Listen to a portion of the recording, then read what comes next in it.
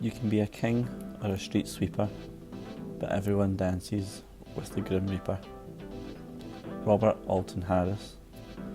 These were his final words before being executed by the electric chair. Hello everybody, my name is Darrow. I am the host of the podcast that isn't only science-based, but we'll also cover some history too.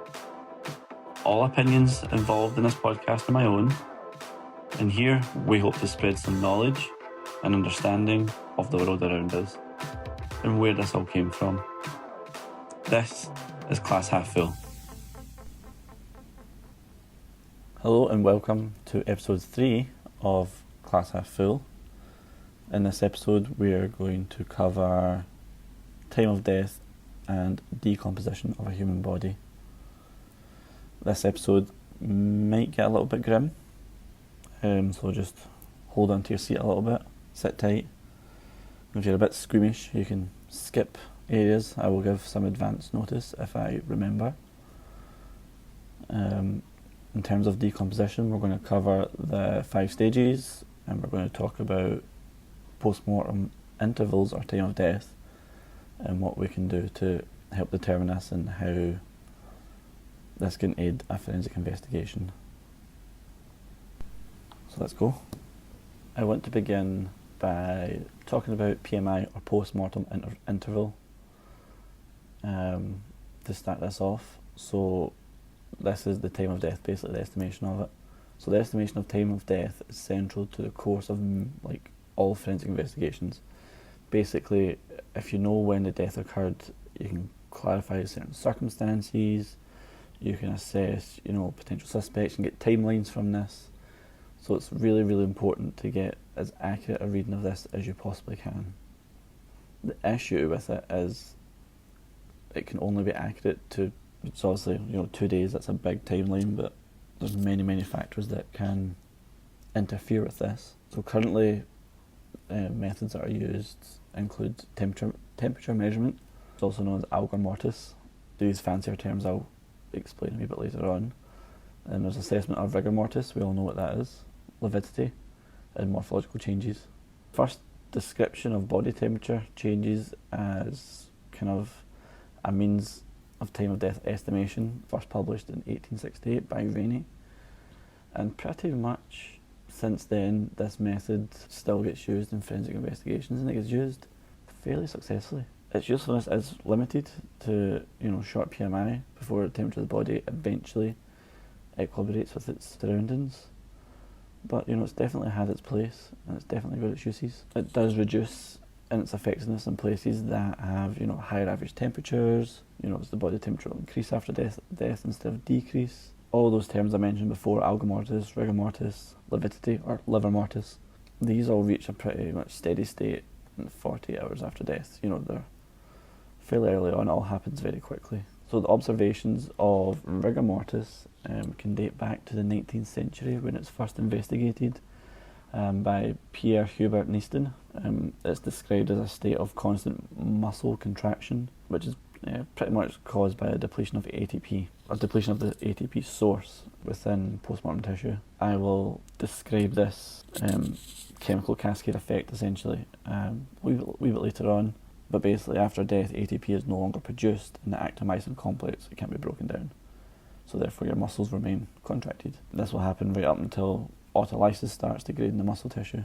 The lividity or liver mortis are also known as hypostasis, is described as the bluish, purplish discoloration that you see in the skin, and this is basically just caused to gravity pulling your skin down, pulling the blood, down.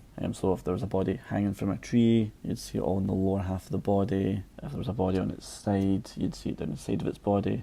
And this can also be a good way of telling, where the body was at the time of death. Has the body been moved? When was the body being moved? Was the body lying against anything? You'd get, marks of objects that the body was leaning against, and these wouldn't have the purple discoloration. The final method they can use to try and estimate this as the morphological changes of the body. So this method kind of solely relies on experience and knowledge of the investigator looking at it. It is quite subjective because the rate of decomposition depends on how many ante-mortem factors are involved here. So, the health of the deceased, are they in water, are they not in water, all the environmental conditions round about the body when it was discovered. To kind of summarise this a wee bit, there's 4 main factors that can affect the rate of decomposition. You've got temperature, moisture, pH, and the partial pressure of oxygen. So a wee bit of description of each of these. The pH determines the type of chemical reactions that occur during decomp. So if there's an alkaline environment, for example, it's usually created when there's aerobic surface decomposition, and an acidic environment is formed when there's anaerobic decomposition. So lack of oxygen slows down the decomposition process. Obviously the more oxygen you can speed up a wee bit more. Other minor factors affecting the rate of decomp have presence or lack of clothing, injuries, animal activity, insect activity, certain diseases, the percent of body fat the deceased will have, induction of chemicals. There's literally hundreds of variables that can happen, and these can all affect the person looking into the case's estimation of time of death. So something I'm going to come on to a wee bit later is one of the key parts of PMI, and something that really interests me at the minute, is there's a lot of research going into finding a more objective lab-based method to try and remove the human perception from this, and to try and maybe narrow it down to, less hours, maybe even minutes, just to make it more accurate, because there's lots of room for improvement in it. The margins of error involved from the human element are fairly large. They're using combined methods, different opinions, and the longer the PMI, the bigger the error. So, a 6-hour PMI can have an error of at least 2 hours, so 6 hours, give or take 2 hours. I mean, it can rise to 4.5 hours if it's 10 hours PMI. So that'll be something else I'll come on to. I'll mostly speak about mass spec methods and proteomics and metabolomic methods. It's just that's an area that interests me, it's an area I know fairly well. I think next we'll go on and we'll speak about the stages of decomposition. Your body will typically decompose, in a particular, predictable type of fashion. This is obviously subjective to various variables that I've mentioned before. So to a certain degree, the rate of decomposition can be used to estimate time of death, and it'll help get a timeline, as there's no, for lack of a better word, foolproof way of determining time of death in the lab and whatnot. There's 5 stages, or 4, depending on where you look, but I'm going with the 5.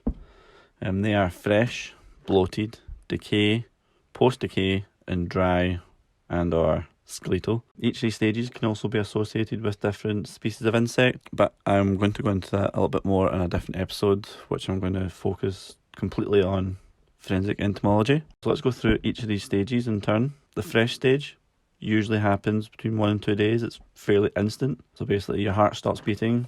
At this point you're depriving your whole body of oxygen. You're creating pH changes that start to occur all over your body, and your cells start to lose their structure and they'll start to break down. This in turn will release enzymes that were in your cells. They will then go on to break down other cells and tissues. So this is basically your own body degrading itself with its own enzymes. This has a term called autolysis. Typically there is no obvious signs at this stage, but within your body internally there's bacteria within your GI tract, and they begin to digest the soft tissues of the organs. Also at this stage there's certain early post-mortem indicators they can begin to show. So I mentioned them earlier on. These were liver mortis, rigor mortis, alga mortis. Liver mortis being the pooling of blood, rigor mortis, the one we're all familiar with, stiffening of muscles, and alga mortis is the body temperature reduction. So I want to go back and talk about rigor mortis for a wee second, as it is one of the things that we are common with. As we all know, it's the part where your body becomes firm and rigid. So it starts to begin in the smallest muscles, like the ones in your hands, your feet, and then it continues onto your larger limb. If the muscles are stretched for whatever reason, pulled out, moved, the stiffness can be broken, and then this part of the body will just move on to the next stages. So what causes rigor mortis? Well, there's a chemical change that's involved here, and when you're alive, your muscles contract to complete physical actions, walking, talking, jumping. So these contractions are a result of an exchange of chemicals, and when resting the muscles pump out calcium ions. So these ions interact with actin and myosin filaments, which results in your muscle then contracting. The muscle stays contracted until ATP, or adenosine triphosphate, binds to the myosin and relaxation occurs. So this all happens because of oxygen, essentially. So when the body is no longer receiving oxygen, the chemical reactions then can't occur. But the respiration can continue anaerobically for a while after death, and this is why it takes a period of time for rigor mortis to set in. So that's then now where the body's not getting oxygen, the muscles can't produce ATP, and the myosin actin filaments will then remain contracted and the muscles will remain tense. So there's actually 6 stages of rigor mortis. They are absent, minimal, moderate, advanced, complete, and past. So absent being the body is still receiving small parts of oxygen anaerobically, and your muscles are still soft. Minimal is when the muscles have begun to stiffen. So that's right at the start, your smaller muscles are then begin to stiffen. Moderate is when more of your muscles are beginning to stiffen up, and it's obvious that the body is no longer loose or flexible. Advanced, this is where majority of the muscles are now stiff and rigid. Complete is when all the muscles in the body are hard and rigid. And then past is when rigor mortis is ended and the body can now move on to the next stage of death. Just like death overall, rigor mortis can be affected by several other factors. Things can speed it up, delay it. Some cases it can't even occur. Most of the cases where it doesn't occur is common in frail and weak people, specifically children, the elderly, who do not necessarily have, the muscle mass. But yeah, that was just a wee quick bit on rigor mortis, and we'll move on to the next stage of death. So the next stage of decomposition is called the bloated stage, and this will happen between 2 to 6 days. So at this stage, this is where we start to get the first visible signs of decay, namely the inflation of your tummy or your abdomen, due to the buildup of various gases being produced by the bacteria inside your body. The bloating is particularly visible around the tongue, eyes, as a build-up of gases to protrude them. Your skin at this point will exhibit a certain colour change, taking on that more marbled appearance due to the transformation of your haemoglobin in the blood into other pigments. Blood bubbles can form around about your nose and other orifices. And at this point, this is where we start to get an odour of putrefaction. If you've got a sensitive nose, you'll probably definitely notice it at this point. So there's a couple of things that can cause the smells that you can smell round about a dead body. Pentane 1,5-diamine, or cadaverine. This is the kind of foul, rotten flesh smell. It's also responsible for the, distinctive odours that are in urine and semen. There's also butane 1,4-diamine, or putrescine. This is kind of like the putrefied flesh, garbage type smell. It also contributes to bad breath. 3-methyl-lindole, or scatol, also found in human feces and has a floury smell at low concentrations, and also just an indole that's a kind of musty stale smell. So stage 3, this is decay and happens typically between 5 and 11 days. The inflated carcass now starts to deflate and all the putrid internal gases start to be released.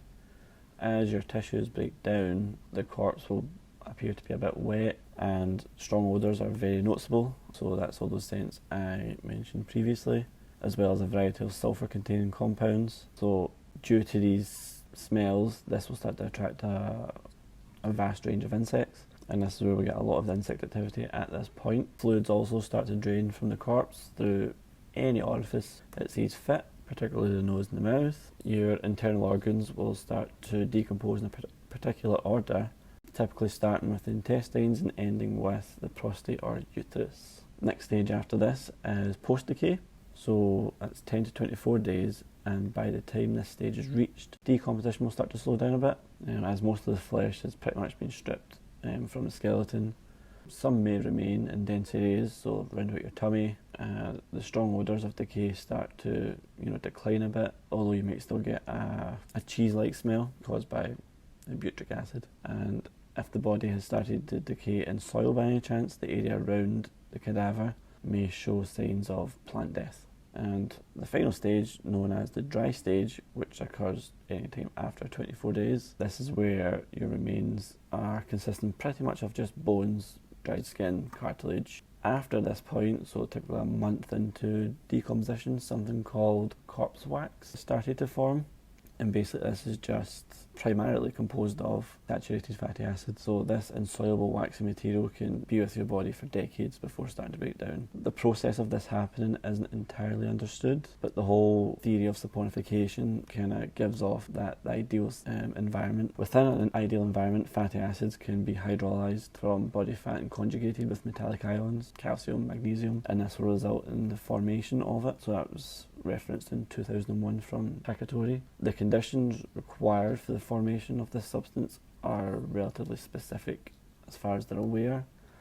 It occurs best in warm conditions in the absence of oxygen, so anoxic conditions in this scenario, but with high levels of moisture. Various factors can influence the formation of grave wax, including the cause of death, body conditions prior to death, whether the body was buried or not, and if so, how much time has passed between the time of death and when the body was buried. pH and other environmental conditions can also affect the development of this, and the presence of this can provide certain benefits, maybe, in establishing time of death, as it can help preserve certain features within the body. And talking about preserving body features, something that's been tried and tested for a very, very long time is mummification, more notably during the Egyptian time. So mummification is a process that pretty much occurs in warm and arid conditions, ultimately resulting in the desiccation of the body. Similarly, mummified cadavers have also been found preserved in dry, cold conditions. The resulting corpse will often be fairly well preserved compared to cadavers that have gone typical decomposition. Mummified bodies appear brown in colour with shriveled leather-like skin, so it retains certain aspects of that person's appearance and potentially improving the likelihood of establishing a cause of death. A little lengthy bit now about certain factors that will affect decomposition. So the time taken for a body to decompose can vary, massively due to a wide range of factors. The most significant factor in the rate of decomp is temperature and environment. So warmer temperatures will accelerate this process, whereas colder temperatures will slow it down, and if they're cold enough, they can stop it altogether. The temperature will equally affect insect activity, which will then ultimately affect how quickly the body is broken down. Environmental conditions will equally affect the species of insect present in that area, so that also in turn will have an effect on the state of the corpse, depending on the species colonising on the remains at the time. Dry, windy environment can dehydrate a cadaver, resulting in the mummification process. The amount of protection a body has will also play a role in the rate of decomposition. So say a body was buried with blankets or sheets of plastic or just a couple of feet of soil, so like a shallow grave, other than just being exposed to the naked environment as a naked cadaver.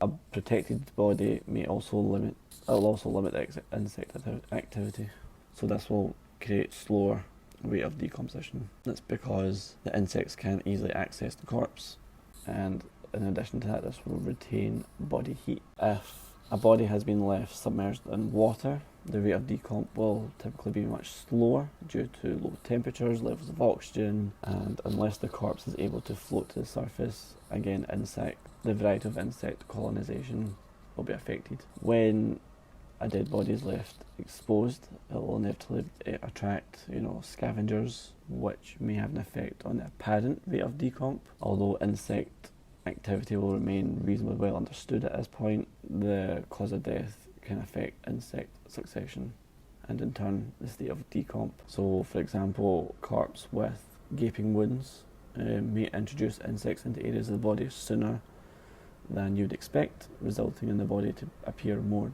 decomposed. Last couple of examples: if a body was burned, the skin and tissue may be charred and dried out, rendering it, unsuitable for microbial growth and certain insect activity. However, conversely, fire could cause injuries which which ultimately expose the body further, accelerating the decomp process. Though not a common factor, that must be taken into account. Certain drugs in the body of the deceased have been known to affect rates of decomp in terms of insect activity. So, for example, the presence of cocaine has been shown to speed up the development of insects, therefore it has an effect on the state of the corpse. And I think I'm going to wrap this episode up here. As you'll probably tell, it's not the most well-rounded episode. It's been a bit of a tough time since we've turned into 2021, especially working in the pharma industry. Here in the UK, we're dealing with Brexit, and the implications are huge. Things that people have not thought out before, and testing markets throughout in the EU and whatnot. So I've been fairly busy, fairly stressed. This episode particularly has been recorded over months in tiny sections. So there might be bits missing, there might be broken bits, but ideally I just want to get the majority of it out. The next episode will be on just certain lab tests. That'll be a very, very short episode. Certain lab tests that, can be done in relation to decomposition and post-mortem intervals to try and remove that subjective side of determining time of death. These are all not greatly validated methods, but they can certainly aid, and I think labs around the world are trying to implement these more. So look out for that. That shouldn't be too long behind this one. A few updates since the last episode. I knew it was a while ago. We now have a business Facebook page that everything will be released out onto. We have also started to release previews onto TikTok, so come find us there. Ask for the link or just search for us. We'll be there about, or you might even come across us. You never know. So I'll be releasing previews onto there and Instagram of each episode before they're released now. I'd like to take this moment to thank everyone for listening to the latest episode of Class Half Full. We really appreciate your feedback and your comments, so please keep them coming. You can email any questions or any feedback to classhalffull@outlook.com. You can find us on Instagram, classhalffull6. You can find us on Twitter, class_half. And we now have a Facebook page called the Class Half Full Podcast. Come along, subscribe, review, ask some questions, and just get joined in the chat. Hope to see you in the next one. And that's class dismissed.